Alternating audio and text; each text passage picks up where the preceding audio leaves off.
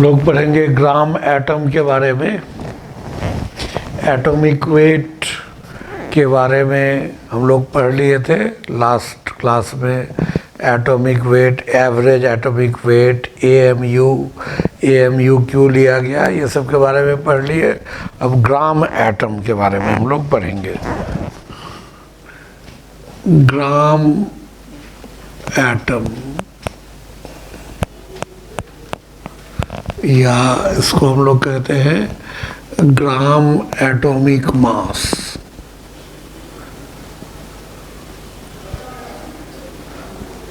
Gram atomic mass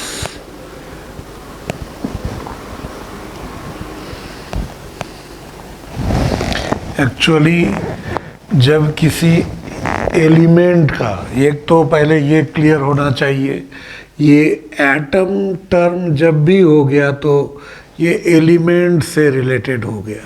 यानी gram atom जो होगा वो सिर्फ एलिमेंट का हो सकता है, यानी कि ओनली फॉर एलिमेंट्स, ये किसी और के लिए नहीं होगा। Gram atom is valid term only for elements, है ना। ये कंपाउंड के लिए या आयोनिक स्पेसिस के लिए ये नहीं होगा। तो ग्राम एटम होता क्या है, ये जैसे कि किसी भी एलिमेंट का एक रिलेटिव एटॉमिक मास है। जैसे ऑक्सीजन का 16 AMU है, तो उसको जब ग्राम में एक्सप्रेस कर देंगे तो वो कहलाएगा gram atom. Means when the relative atomic mass of any element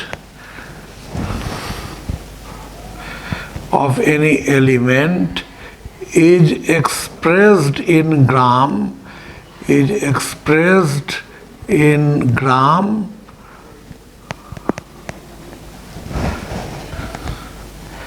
it is called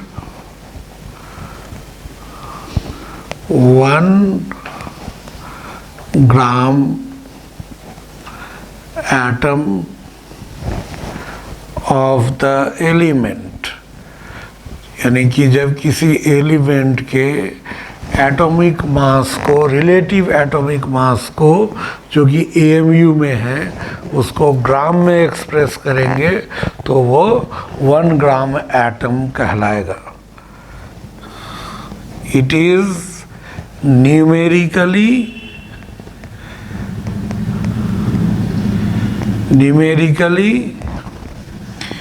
equal to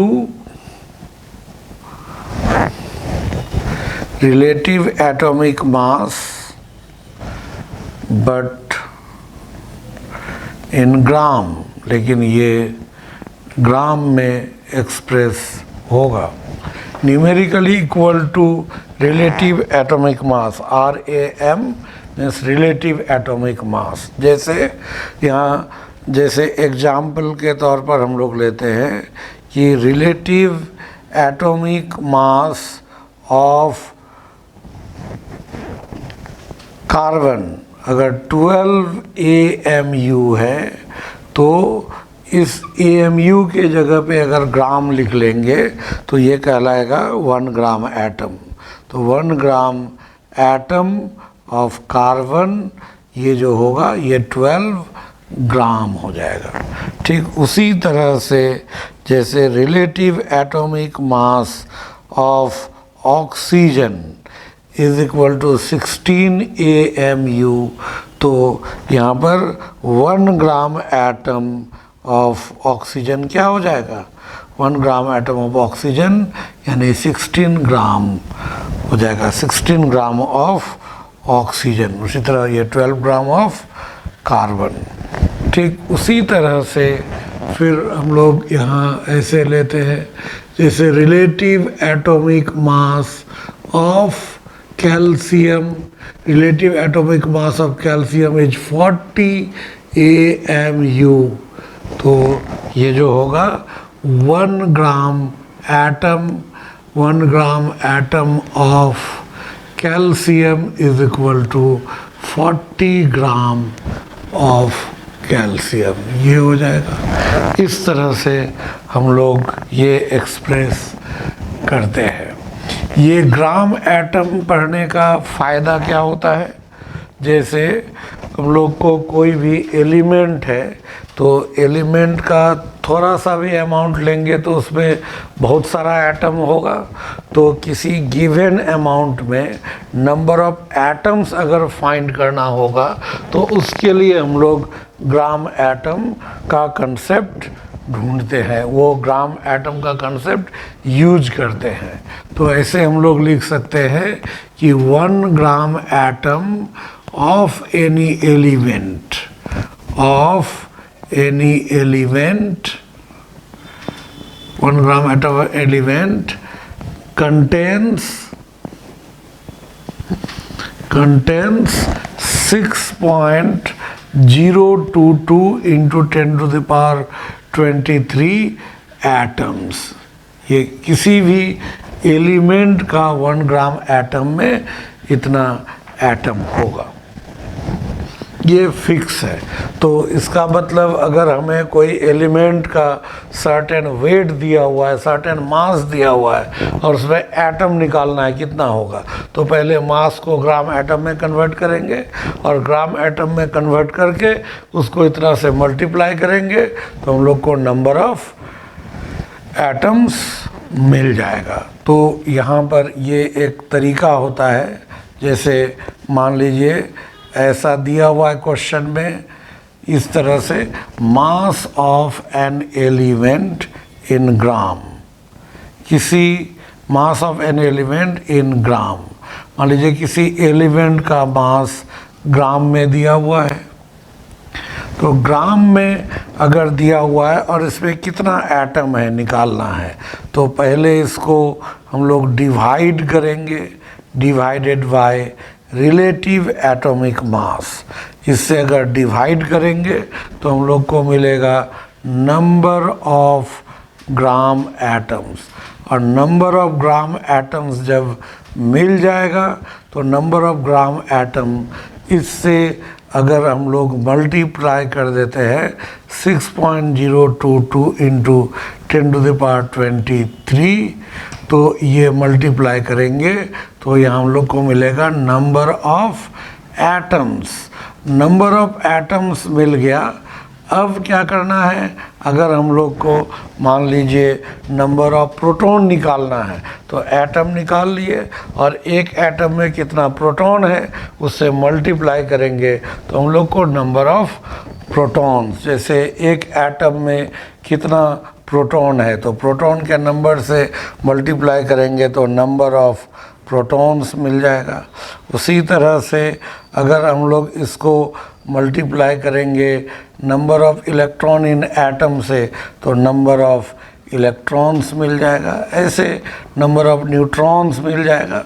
तो इस तरह से अब अगर हमें बैक करना हो, ऐसा कन्वर्सन एग्ज़ाम में ऐसा ही क्वेश्चन रहता है, अब एटम दिया हुआ है और हमें मास निकालना है तो क्या करेंगे, एटम से अगर मास निकालना है तो उल्टा जाना होगा, तो ये मल्टीप्लाई है तो यहाँ डिवाइडेड बाय हो जाएगा, ये डिवाइडेड बाय ये 6.022 इंटू 10 to the power 23।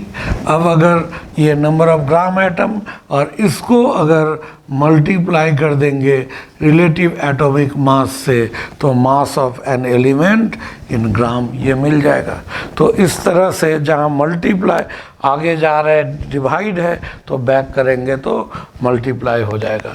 यानी अगर किसी एलिमेंट का मास ग्राम में दिया हुआ है, उसे एटम निकालना है तो पहले उस मास को रिलेटिव एटॉमिक मास से डिवाइड करके नंबर ऑफ ग्राम एटम निकालेंगे, फिर उसको मल्टीप्लाई करेंगे, इसको एवोगाड्रो नंबर कहते हैं, मल्टीप्लाई करेंगे तो हमें नंबर ऑफ एटम्स मिलेगा। और अगर नंबर ऑफ प्रोटॉन निकालना है तो नंबर ऑफ एटम मिल गया, उसको एक एटम में कितना प्रोटॉन है उससे मल्टीप्लाई करेंगे तो हम लोग को नंबर ऑफ प्रोटॉन्स मिल जाएगा। अगर इलेक्ट्रॉन निकालना है तो एक एटम में कितना इलेक्ट्रॉन है उससे मल्टीप्लाई करेंगे, हम लोग को नंबर ऑफ इलेक्ट्रॉन्स मिल जाएगा। तो इस तरह से ये इस पर न्यूमेरिकल्स पूछा जा सकता है। तो अब इस पर हम लोग कुछ एग्जाम्पल डिस्कस करते हैं। जैसे क्वेश्चन है, find the number of atoms in 100 gram of calcium. ये एलिमेंट है और 100 ग्राम उसका मास दिया हुआ है, एटम निकालना है। तो अभी हम बताए थे कि इसको सॉल्व कैसे करेंगे। तो इसमें जैसे नंबर ऑफ एटम्स कैसे सॉल्व करना है हमने बताया कि पहले जो मास दिया हुआ है उसको रिलेटिव एटॉमिक मास से, तो कैल्शियम का रिलेटिव एटॉमिक मास 40, इससे डिवाइड करना है, ये आएगा नंबर ऑफ ग्राम एटम। इसको मल्टीप्लाई करना है 6.022 इंटू 10⁻23, ये हो जाएगा। तो यहाँ पर ये तो हो जाएगा 2.5, तो 2.5 यानी कि इसको अगर हम लोग पॉइंट नीचे अगर ये 25 इंटू 2 50, 25 इंटू 2 50, 55, ये 5 25 6 150।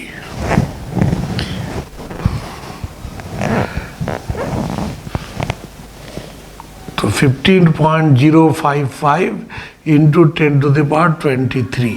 तो ये क्या हो जाएगा, पॉइंट को अगर हम एक इधर किसका दें जो साइंटिफिक मेथड से ऐसे ही लिखना होता है, तो 1.50550 इंटू 10⁻24 हो जाएगा ये पॉइंट इधर। तो ये हो जाएगा number of atoms 100 gram calcium में। ठीक उसी तरह इसका अब यहाँ जैसे find the number of atoms in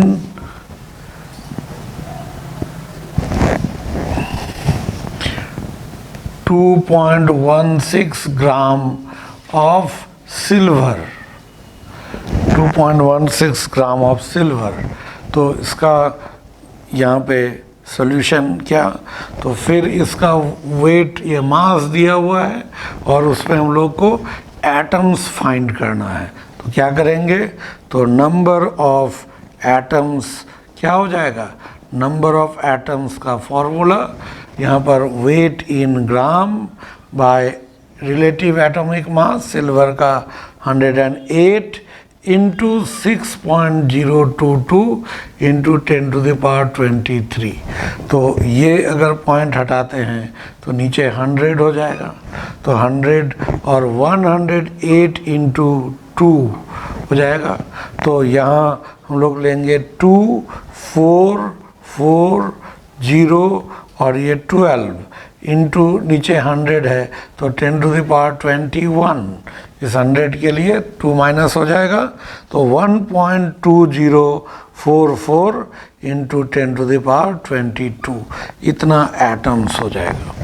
तो इस तरह से ये एटम्स निकालने का हुआ। अगर एलिमेंट का मास दिया हुआ है और उसमें एटम निकालना है तो क्या करना है, एलिमेंट का मास को उसके रिलेटिव एटॉमिक मास से डिवाइड करके उसमें एवोगाड्रो नंबर 6.022 इंटू 10⁻23 से मल्टीप्लाई कर देना है, ये नंबर ऑफ एटम्स निकल जाएगा।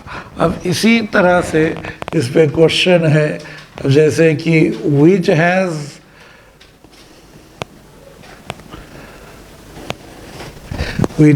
more number of atoms, किसमें एटम्स ज़्यादा है, which has more number of atoms. और इसमें मान लीजिए चॉइस में दिया गया है फर्स्ट ये 10 ग्राम ऑफ कैल्शियम, दूसरा दिया गया 10 ग्राम ऑफ मैग्नीशियम, तीसरा दिया गया यहाँ 10 ग्राम ऑफ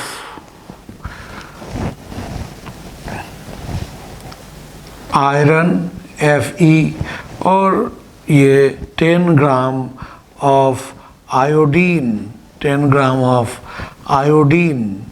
तो यहाँ इसमें एटम किस में ज़्यादा है, तो इसका तो सॉल्यूशन में हम लोग तो ये जानते ही हैं कि नंबर ऑफ एटम्स का जो फॉर्मूला होता है, क्या हम भी बताए हम कि जो मास दिया रहेगा, मान लीजिए W बाय रिलेटिव एटॉमिक मास और into Avogadro number 6.022 into 10⁻23।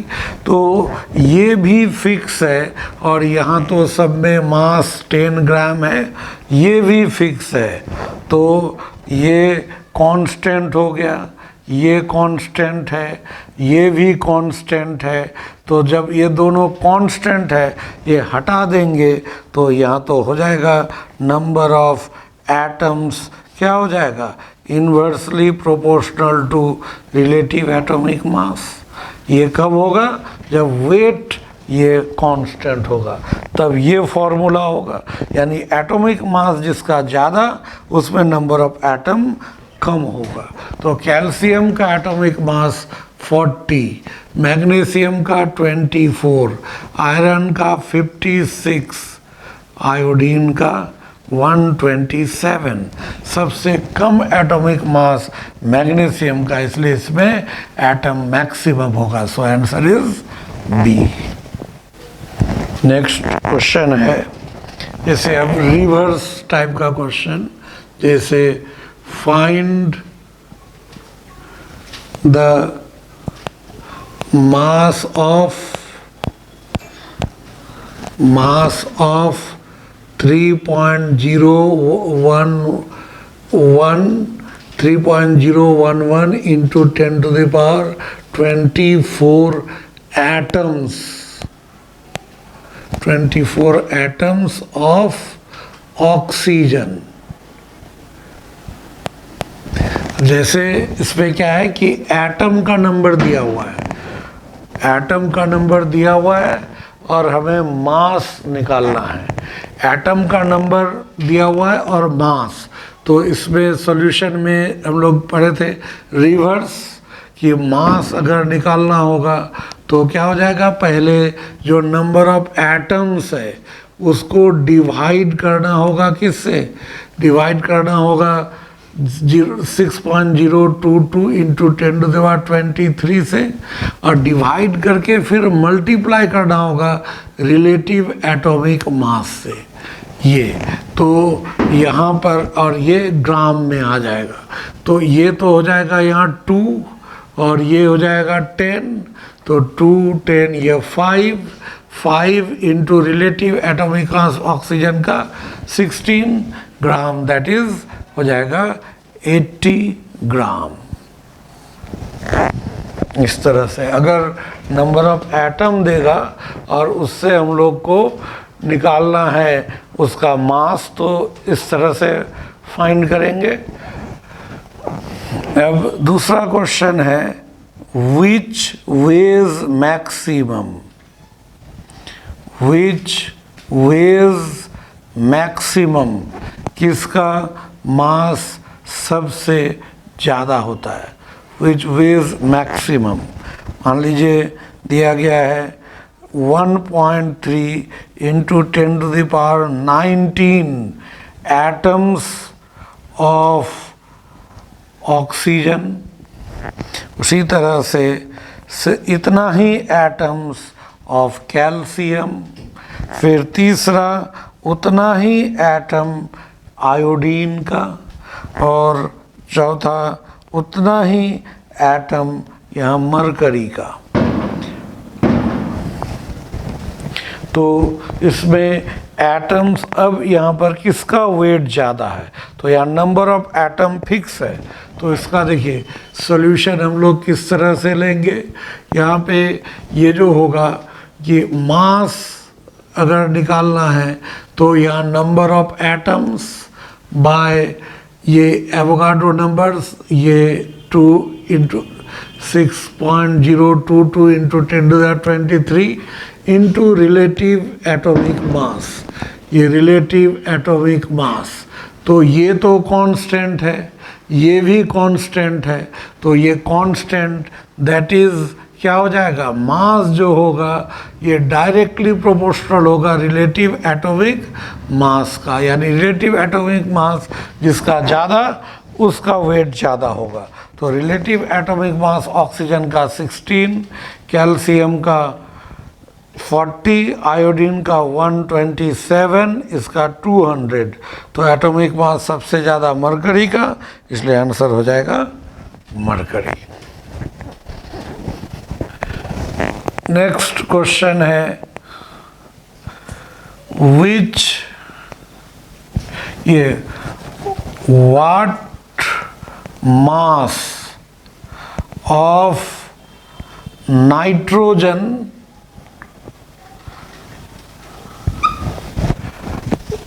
will contain the same number of atoms as in 100 gram of calcium.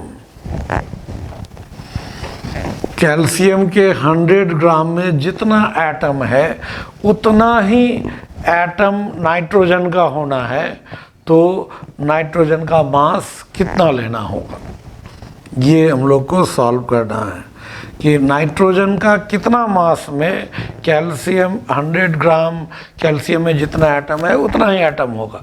तो अगर दोनों का नंबर ऑफ एटम बराबर है, मतलब यहाँ क्या हो जाएगा, number of atoms of nitrogen is equal to, यहाँ दिया गया है number of atoms of calcium, ये है। तो नंबर ऑफ एटम्स का फॉर्मूला भी पढ़े ना हम लोग कि वेट ऑफ नाइट्रोजन लेना होगा बाय रिलेटिव एटॉमिक मास नाइट्रोजन का 14 इनटू ये 6.022 इंटू 10⁻23, और इधर कितना हो जाएगा, weight of calcium by relative atomic mass 40 into 6.022 into 10⁻23। तो ये तो कट जाएगा, तो इसका वेट हम लोग को निकालना है, weight of nitrogen he find करना है। तो वेट ऑफ कैल्शियम कितना दिया हुआ है, 100 इंटू कितना हो जाएगा 14/40, तो ये तो हो जाएगा 2.5, तो 2.5 कितना हो जाएगा 35 ग्राम। 35 ग्राम मतलब 100 ग्राम कैल्शियम में जितना एटम है उतना एटम होने के लिए नाइट्रोजन का कितना लेना पड़ेगा, वो लेना पड़ेगा 35 ग्राम। सीधा यहाँ है कि दोनों में नंबर ऑफ एटम बराबर कब होगा, तो नंबर ऑफ एटम को बराबर कर दिए। नंबर ऑफ एटम का क्या फॉर्मूला होता है, number of atom weight by relative atomic mass into Avogadro number.